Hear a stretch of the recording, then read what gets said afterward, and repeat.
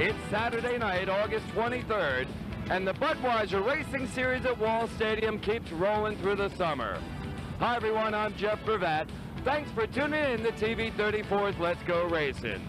Tonight on our show, we're going to look at some of the top modified drivers before the big Budweiser Crown Classic on Labor Day weekend. We're also going to talk to a young street stock driver who's just about ready to crack victory lane for the first time in 1997. Of course, my pal Harry Hurley will have another racing legend, and we always have a couple surprises. So keep it locked in right here. We'll get right back to the action right after this.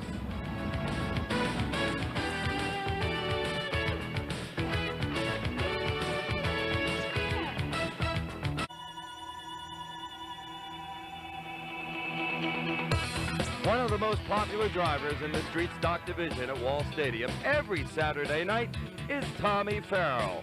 He races car number 75, and he's usually at the front of the pack. Tom, thanks for coming on TV 34's Let's Go Racing. Right now, you have one win in your career. How long do you think it'll be before you start racking up some more? I don't know, hopefully soon. Tonight would be nice. All right, are you set up for it tonight? You've been out in practice. How's the car running so far? It's good. There's a lot of fast guys out there, but the car's pretty good. All right, you talk about a lot of fast guys. This street stock division is supposed to be the economy class, but how's the competition? Competition's insane. Everybody's really fast, but there's a lot of people in this too, so it's hard to even qualify. All right, we'll talk about qualifying. You go out there for a heat race, only the top 6 advance into the main event. Any nights when it's tough just to make the feature? Yeah, sure. Last week we were trying off the track and broke a ball joint and ended up in the 3rd heat race and all the way in the back, and we didn't qualify, so we had to go to the consi. All right, how'd you make out in that consi? Were you able to make those repairs? Yeah, we made the repairs. We had to go to the consi, and we got in, finished 4th, I think, in the consi or something. We got into the feature.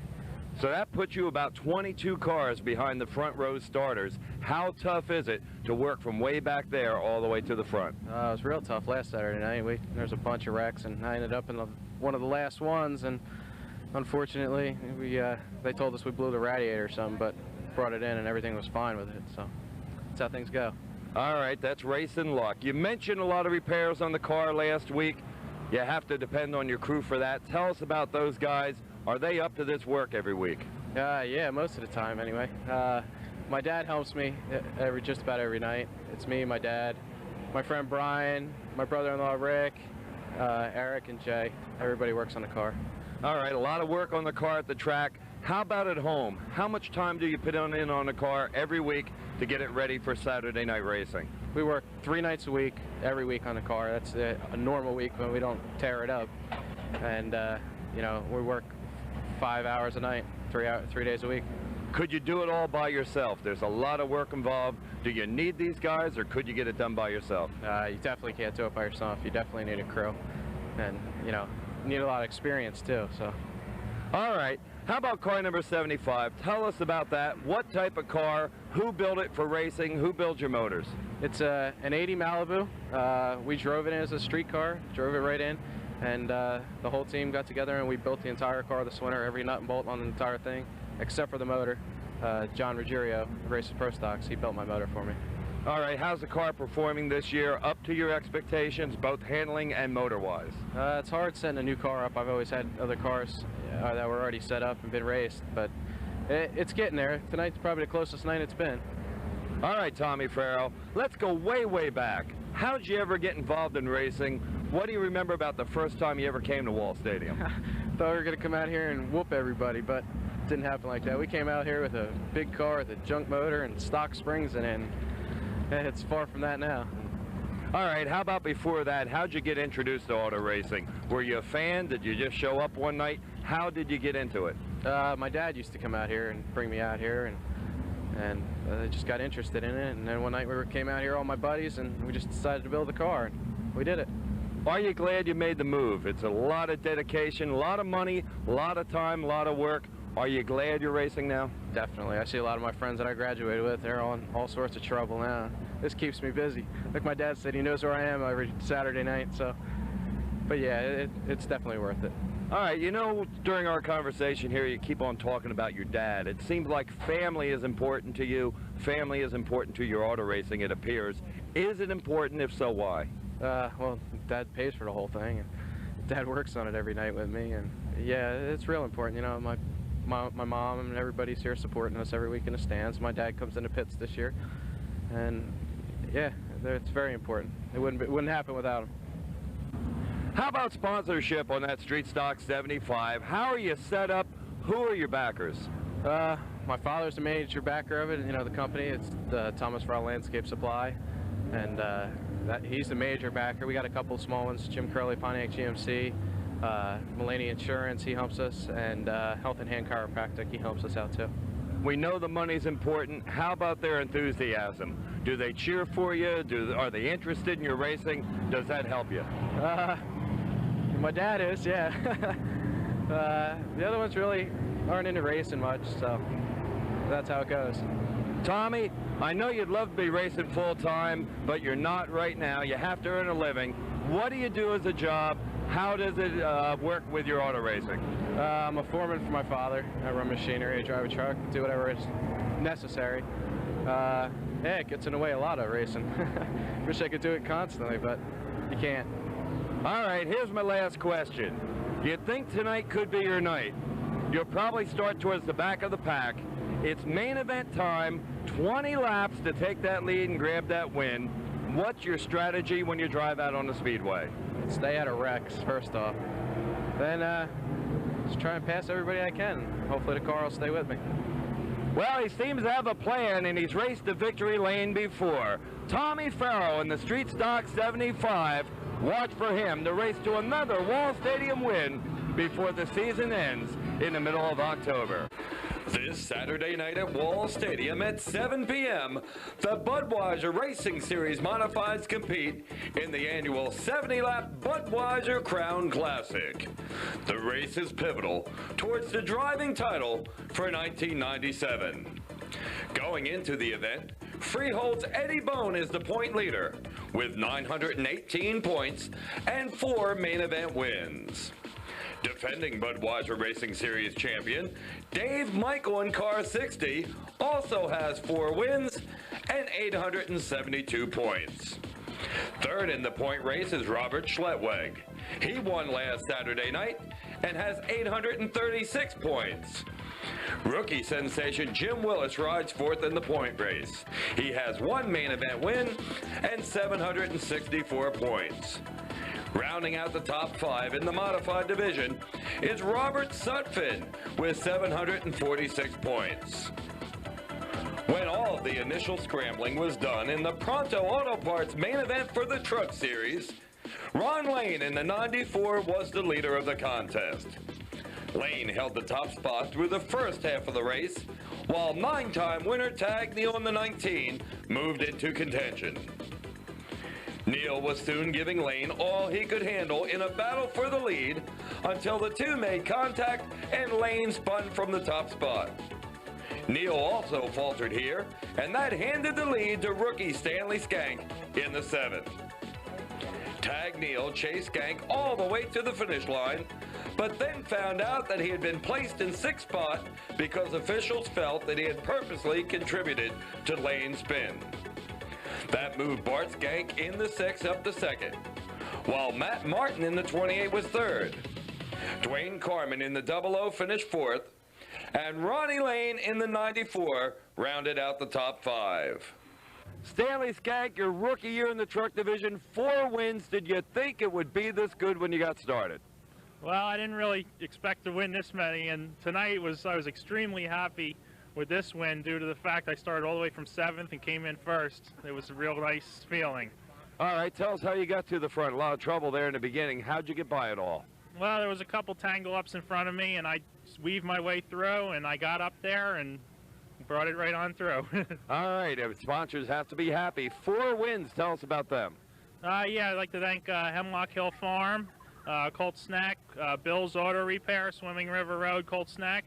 Also, my new sponsor, Manasquan Generator. I couldn't have done it without him. All right, a new sponsor. You bring home a win for him. We go to the middle of October. How many more wins can Truck 7 get? Hopefully all I can get. I'm going to give it my best and try. Mike Dorr in the 12 was the first leader of the Pronto Auto Parts 25-lapper for the Pro Stocks and stayed there until Adam Warren in the 32, Pat Hilliard in the 11, and Kenny Reeves in the 88 tangled on the front stretch.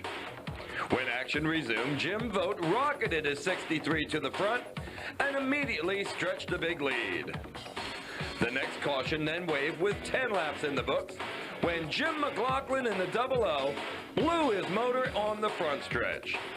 Scott Newell then spun the 5 to slow the event for the final time. Once back to action, Jim Vogt in the 63 was still the leader, but he had John Thurkelson in the 4 to contend with. Thurkelson really applied the pressure to Vogt until he slipped on the backstretch in the closing laps. From then on, Jim Vogt was off and running, while John Thurkelson had to worry about an attack from John Ruggiero in the 21.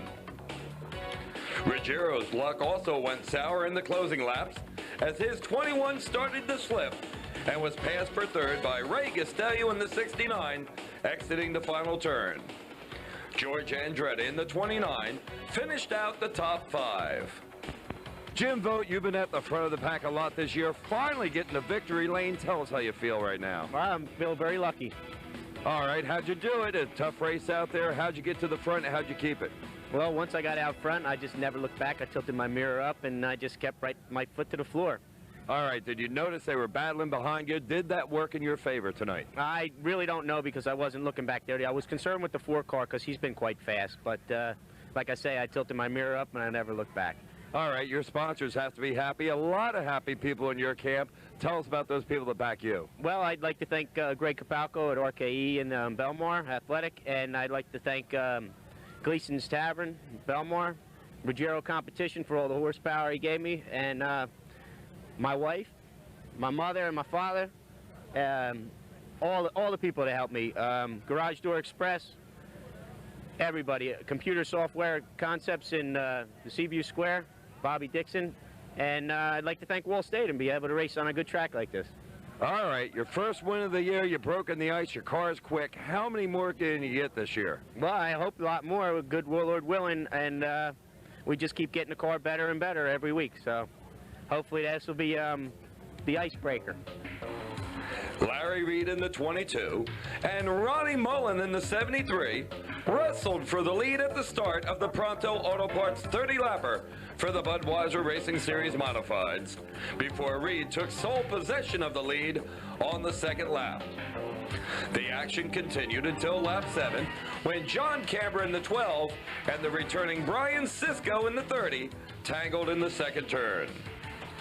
When the race resumed, Robert Schlettweg in the 11 had vaulted to second, and it took him just one more lap to race into the lead. Although Robert Schlettweg was anxious about winning his first race since 1993, he was forced to be patient.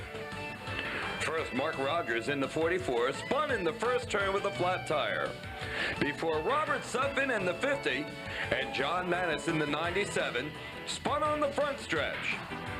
Sutphin then tagged the turn 2 rail with his 50, before Greg Yock parked his 85 in the second turn with a flat tire. The final yellow of the test then waved just 5 laps from the finish when Mark Rogers got crossed up on the backstretch and hit the third turn rail with the 44. From then on, it was all Robert Schlettweg and the 11, although he had plenty of pressure from freehold neighbors Jason Burge in the 80 and Eddie Bone in the 4. Tom Mauser in the 88 and Jim Willis in the 62 wrapped up the top 5. Robert Schlettweg, it's been a long time since you've been in front of this TV camera. Turkey Derby 93. You take a win here tonight in August 1997. How does it feel to be back in victory lane? Oh, it feels great. We haven't raced here the last few years. We come back this year and we come back pretty strong. We just haven't been able to crack that winner's circle, and now we got in there. I tell you, it feels good, and hopefully the rest of them will come a little easier. All right, tell us about the competition here in this division. Also, how tough was it to win tonight? The competition is getting pretty strong out there right now. A lot of these rookies are coming up, and I tell you, they're getting pretty good, and you're going to see some more of these rookies winning real soon. It was pretty tough out there tonight. We had a lot of restarts. I don't even know how many we had, but when you're leading, you never want restarts, and we had them all tonight. I don't know what there was, 10 or 11 of them. I don't know. A lot, I know that. All right, how about your sponsors? They have to be happy, that 11 back in Victory Lane. Oh, they're very happy. And Jim and Ruth Bauma at Bauma Farms, they own the car, and I tell you, they're happy. They've done a lot for us. Morgan Tini builds a motor. He's been building good, reliable power for us. Hopefully we should have a new one pretty soon. Downs Ford, Central Vacuum, G's Auto Interior, Surface Prep, Manahawkin Automotive. These guys all help out a lot. Gentle Dental. I hope I got everybody. Crest Fruit Farm. Almost forgot them. That would be a bad one to forget there. There you are, the family business. A good problem to have, a lot of sponsors, too many to remember. Now, are those sponsors excited about this Saturday night? And do you have momentum for it? The Budweiser Crown Classic, 70 laps, lap money on the line. Does this give you good momentum for that race? Oh, yeah, a win always gives you good momentum, and we seem to be strong in these long races. I always like the long race. You can pace yourself a little bit, and instead of having to get in there and fight real hard early, you know, you got time for other guys where their tires will wear out a little bit, and hopefully you can come on strong at the end. Time trials put the top 8 right into the field. How important will that be? That'll be very important. I was glad to hear you just say that. That's very important in a time trial, to get out there and set a couple good laps. Start up there in the top 8, gives you that chance to start out front, and there again, you won't have to use your tires so hard coming through the pack. So time trials are always important. Bob Howard Sr. in the 34 and Greg Miranda in the 89 fought for the lead at the start of the Pronto Auto Parts Street Stock 20-lapper before Howard wrestled his way into command. The first 5 laps then went off without a hitch before Lee Pelton spun his 84 in front of the pack in turn 4. Bob Howard led the field on the restart before Phil Gould slowed the pace when he parked the 8 in turn 2. Tommy Farrell then had trouble in turn 4 when he spun the 75 and was hammered by 2 competitors. Bob Geiger in the 28 got his shot at the lead on the restart when Howard's 34 slipped high in the turn. But that pass from third was wiped out when Howard climbed the front stretch rail. That set up the Battle of the Geigers as Todd Geiger in the 66 and Bob Geiger in the 28 fought for the lead. Bob Geiger was eventually able to race to the front, while Craig Wallace in the 77 moved in the second and chased the winner all the way to the checker flag. Bill Vanderveen in the 19 was third, while point leader Rich Monjo in the 57 was fourth, and Larry Thompson in the 14 was fifth. Bobby Geiger, your second win of the year tonight. How'd you ever get to the front? How'd you keep it? Well, it was a pretty tough night tonight, Jeff. A lot of cautions and a lot of cars in front of me. Just kind of worked our way through and ended up being there at the end. You know, I saw you make one good move on a restart. Car 34 slid high, you dove under him. Yellows came out, you had to go back to the last completed lap. Were you disappointed about that? Were you worried? I was extremely disappointed about that, but, you know, I can't control what happens, so sometimes you just got to live with it. All right, how about that pass afterwards? You're right next to Todd Geiger. Number 1, are your relatives? And number 2, how'd you get by him? Well, number 1, no, we're not relatives. I never even met him yet, but I just seemed to hang out on the outside. My car works real good on the outside, and we just hung out there and got by him. All right, a lot of happy people in your victory lane. Tell us about your sponsors. They got to be thrilled. Yeah, definitely. My sponsors like Color King Carpet and Tile. Them guys are the greatest sponsors out here, and Regional Tire and Auto.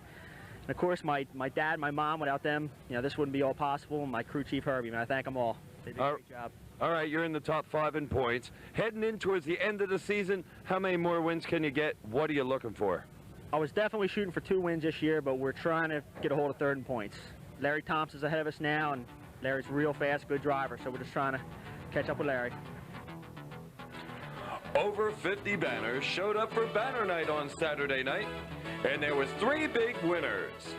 Jenna and Allison Ferry and Jennifer Cook won for their Russ Cook banner, while Ken and Christine Geisner were winners for their John Condit banner.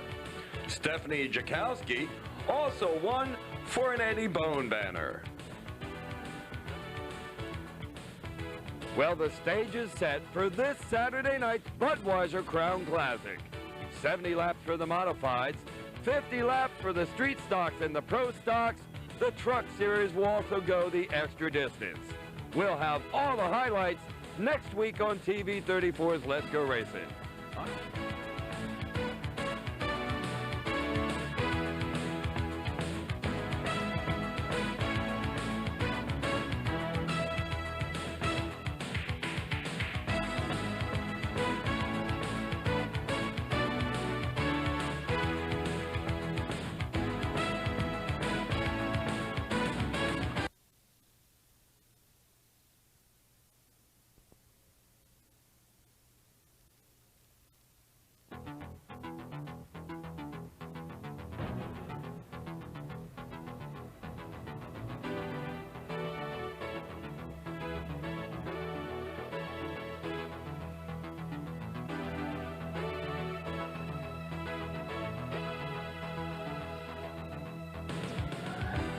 It's Labor Day weekend at the Jersey Shore, but the racing season isn't over yet at Wall Stadium. Hi everyone, I'm Jeff Gravatt.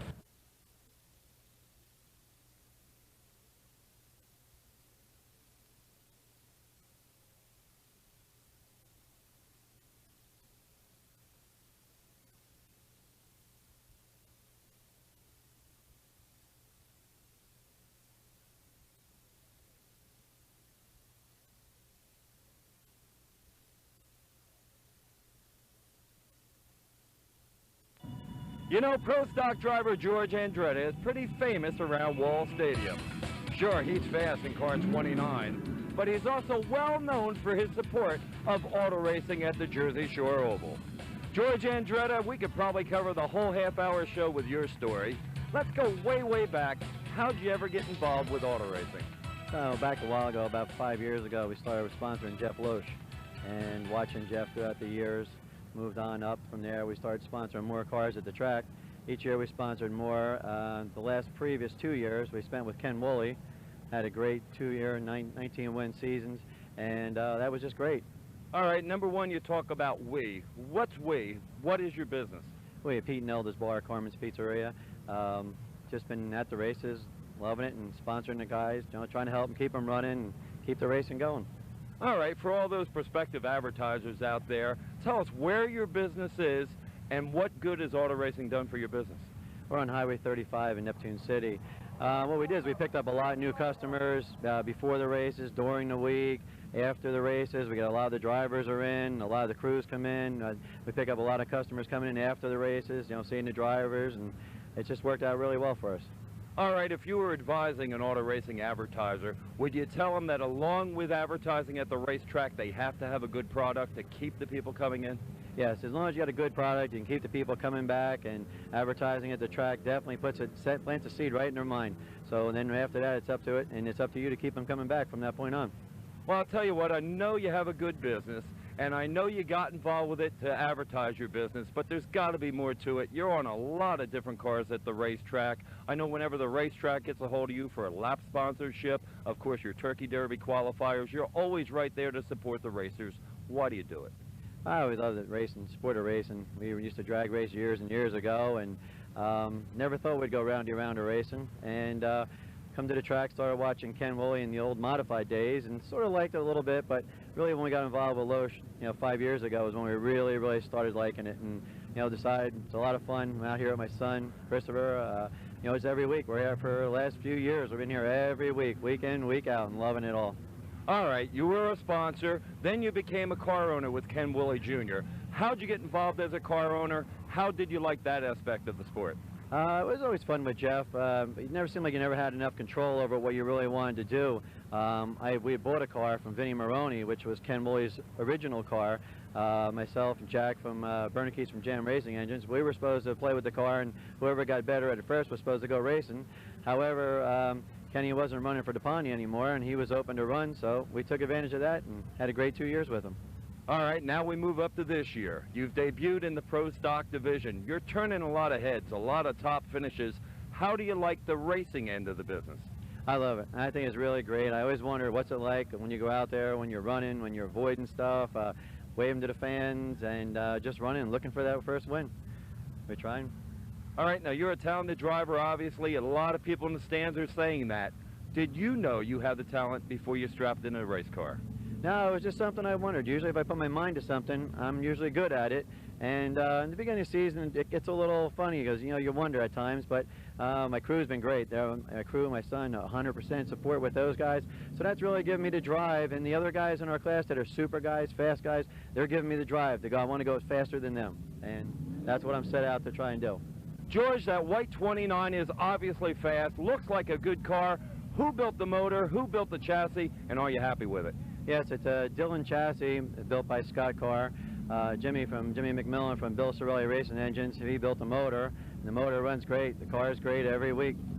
How about that paint job? A lot of people talk about how sharp that 29 looks. Who was the mastermind behind that? That was Howard from Howard did it, lettering. Howard does a great job lettering. The paint work was done by Gary from County Line Auto Body, which all put the whole thing right together, made it all come together as one. You know, of course, you're famous for your support of auto racing. Kind of the chance to turn it around the other way. Have you gotten support for your racing effort? Who are your sponsors and how they treat you? We got Bruce from Bruce's Speed. He's been real great with us this year. First time with him. Gary from County Line Auto Body is super. Gary's one of the best. He'll do anything. Kevin Ayers from Avis Service Centers. We have Pete McCluskey's Builders. Pete's very supportive at the races usually every week. We also have Dr. T-Shirt. Dr. T-Shirt's been very supportive with us, keeping us looking good. And everybody's been supportive. Everybody's been great. A little skeptical in the beginning of the year, but now they're starting to come around. All right, how about crew members? I know it takes a lot of work to keep that car at the front of the pack.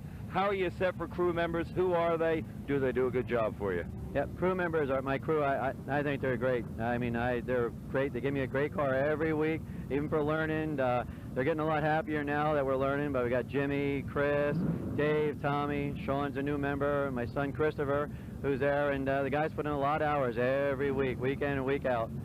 All right, George Andretta, you've been a sponsor, you've been an owner, now you're a driver.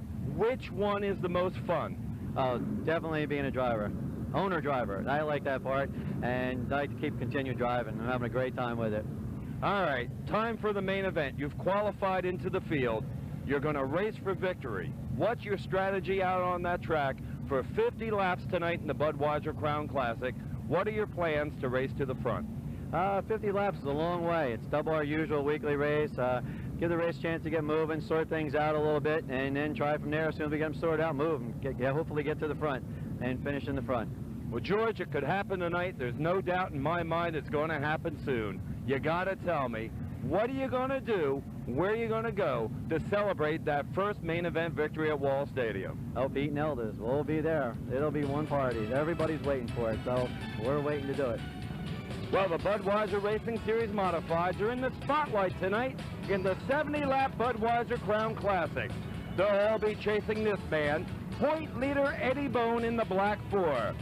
Eddie Bone, you're the point leader, 4 wins on the year. Are you happy with the season thus far? Oh yeah, we're happy, you know. We don't have as many wins as last year at this time, but the competition's been getting better and better each week. And we had some better finishes, you know, more top finishes than we had last year, so that's what we're looking for. All right, are your sponsors excited? You're the point leader, it's Labor Day weekend, and it's the big Budweiser Crown Classic. Oh yeah, most of the sponsors are going to be here tonight. You got Downs Ford and Pete and Elders, you know, they've been with us all the time, and Mike's Pizza and Brick, and Country Auto Parts, and Torco Gas, they're all going to be here. All right, does that add something to you, the driver, when all your supporters are here, all your sponsors are here for a big race? Oh yeah, we try to do good in front of them, you know. We always try to do the best we can each night we're here, and some nights we might not look like it, but you know, we're going to do the best we can. And in the time trials tonight, we hope we get in the top 8, we can pick a good spot, and hopefully everything goes good. Is there a lot of pressure on you? You're the point leader. Time trials. Tonight you're even taking the car in the grandstands to meet with the fans. Is there pressure on you? Do you like going over in the grandstands to meet with the fans? Oh yeah, whenever a sponsor's here, you know, and you take the car over there, it's good for them, and it's good for all the people that see the car, and we have fun doing that. All right, time trials tonight. How important are they? What tricks do you have to go fast? Really, we do nothing other than put new tires on and go out and go as fast. We don't do anything different for time. A lot of guys take the fan off and close the nose up, but we just go out and go the best we can, and hopefully we'll be in the top 8. The car feels real good in the warm-up, so we hope the tires are as good as, you know, the new ones will be better yet. We should be all right. One last question. What's your strategy in the main event? More than twice the regular distance. How do you plan to win the Budweiser Crown Classic? Well, it's all according to where I pick and who's ahead of me on the start. If you got some real fast cars, you're going to have to follow them for a while. If I get up in the front row or the second row, maybe I'll go to try to get in the front early. I'd rather be up front and leading early, but you know, it's going to be see where I pick if I get in the top 8 to pick. But I got to play it by ear, see where I start, and